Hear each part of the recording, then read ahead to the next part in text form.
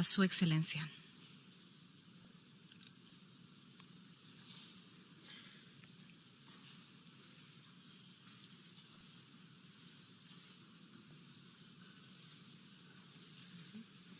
En nombre de la Asamblea General, tengo el honor de dar la bienvenida a Naciones Unidas al excelentísimo señor Nayib Armando Bukele, presidente de la República de El Salvador, y de invitarlo a dirigirse a esta Asamblea.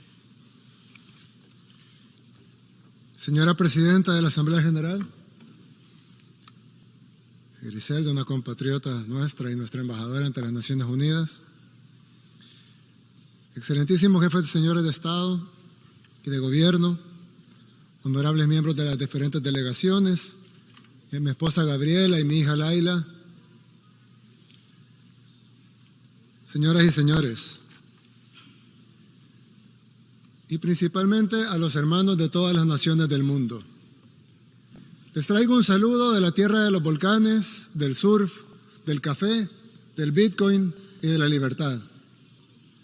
Casi todo lo anterior es fácilmente verificable. Cualquiera que vaya a El Salvador encontrará las mejores playas para surfear del mundo. Volcanes por todas partes, un café increíble, podrá caminar con paz y tranquilidad por cualquier rincón de nuestro país y especialmente encontrará un pueblo unido luchando por su libertad. Y eso es precisamente lo que vengo a hablar en este podio, en la Asamblea General de las Naciones Unidas, de libertad. La que añora mi pueblo y la que añoran todos los pueblos del mundo.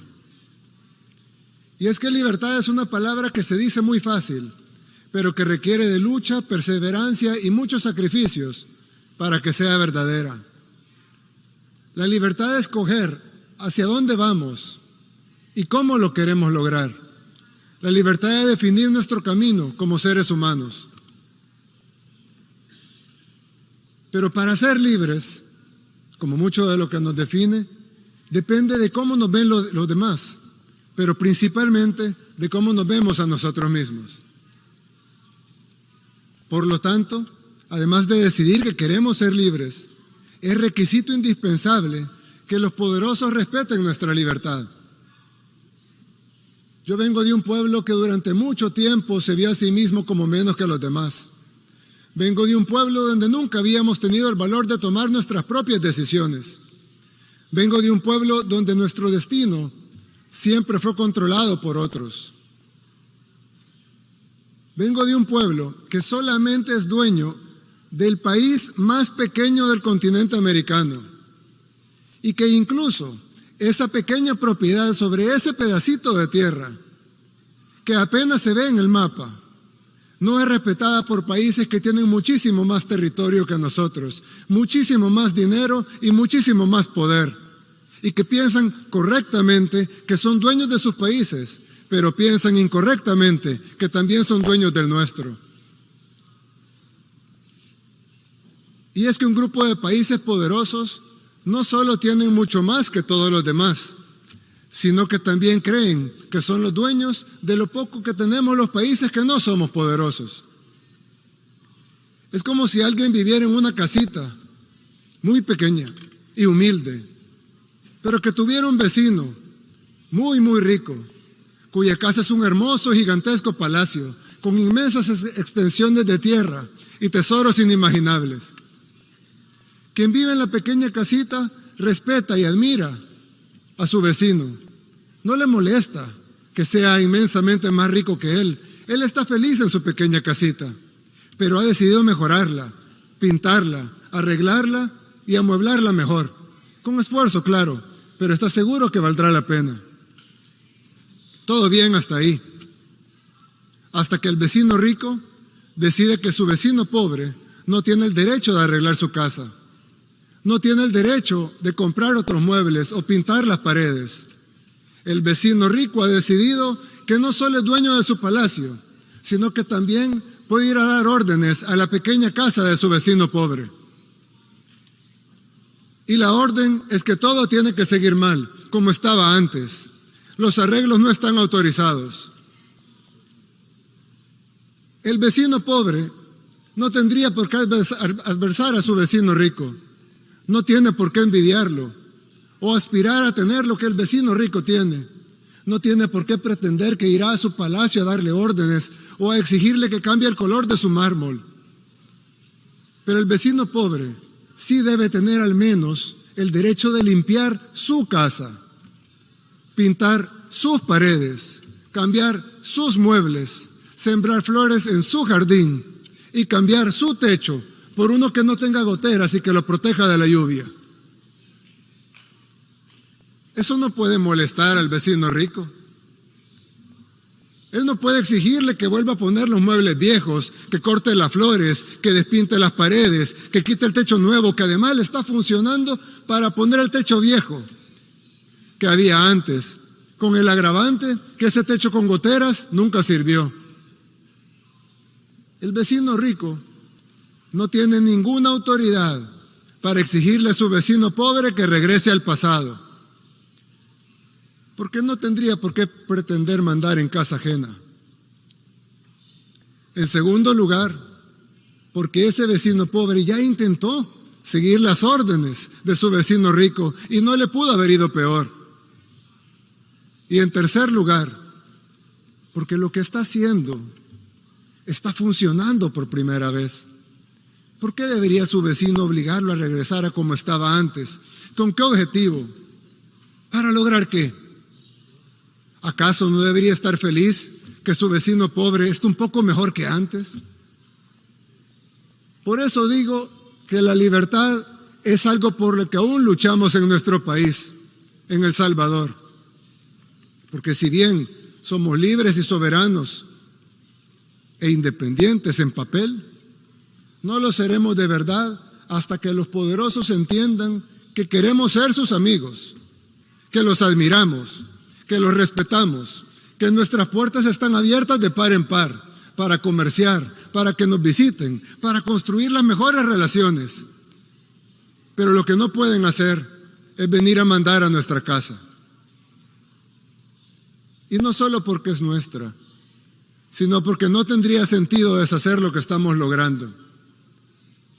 En poquísimo tiempo, El Salvador ha pasado de ser el país más peligroso del mundo, literalmente, el país más peligroso del mundo, a estar en camino a ser el país más seguro de América. Pasamos de ser un país para muchos desconocido, y los pocos que lo conocían por las pandillas, por los muertos, por la violencia, por la guerra. Pasamos de eso a ser un país conocido por las playas, por el surf, por sus volcanes, por su libertad financiera, por su buen gobierno y por haber acabado con el crimen organizado. Y esos logros que apenas empiezan y que se están consiguiendo en poquísimo tiempo, para nosotros son inmensos y tenemos el derecho a continuar en el camino de nuestro desarrollo. Por eso dije al principio que la libertad es algo por lo que aún luchamos, porque todavía necesitamos que se nos reconozca nuestro derecho a ser libres, a ser independientes de verdad. Quise utilizar este podio para decir estas palabras, porque tal vez no solo resonarán en mi país, El Salvador, sino también en otros pueblos del mundo, que como el mío, quieren construir su propio camino, con libertad. Unos podrán hacerlo antes, otros después. Para unos será más fácil, para otros será más difícil. Pero será mucho más rápido si los países poderosos nos ayudan, o al menos, si no nos quieren ayudar, que no estorben. Cada pueblo debería encontrar su propio camino, y cada pueblo encontrará amigos en la búsqueda de ese camino. A esos países, humildemente les ofrezco la amistad de este pequeño país, el más pequeño del continente americano, el país del surf, de los volcanes y de las pupusas. El país que aún lucha por su libertad, pero que está a punto de conseguirla. Hace 3 años estuve aquí, en este mismo podio en las Naciones Unidas.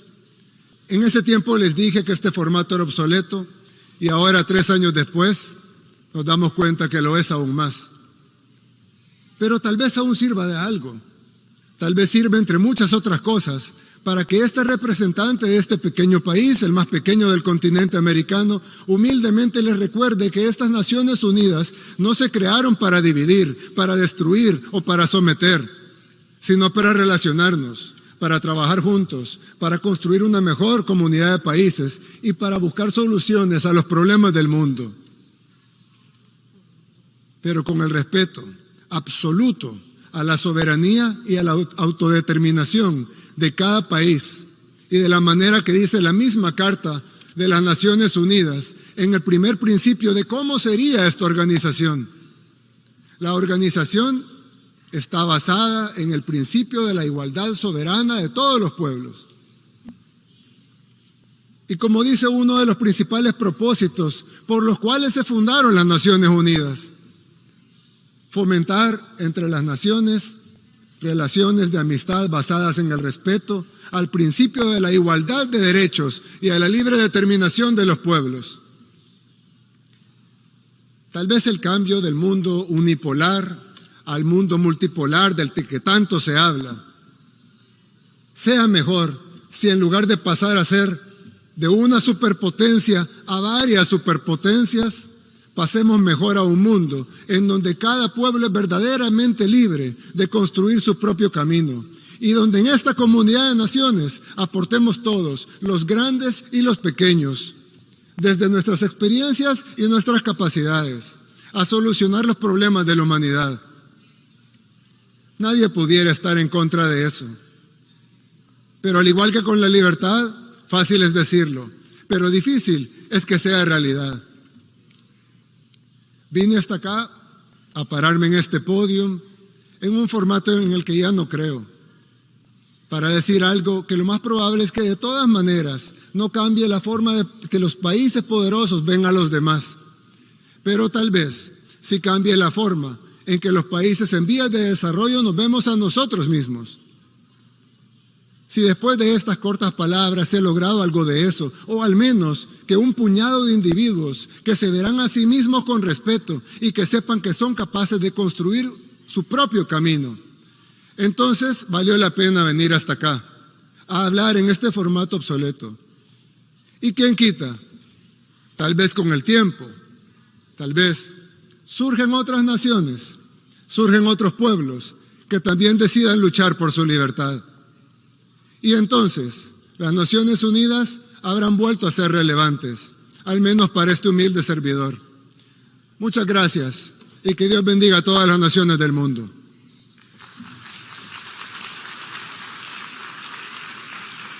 En nombre de la Asamblea, deseo agradecer al presidente de la República de El Salvador la declaración que acaba de formular y pido a protocolo que acompañe a su excelencia.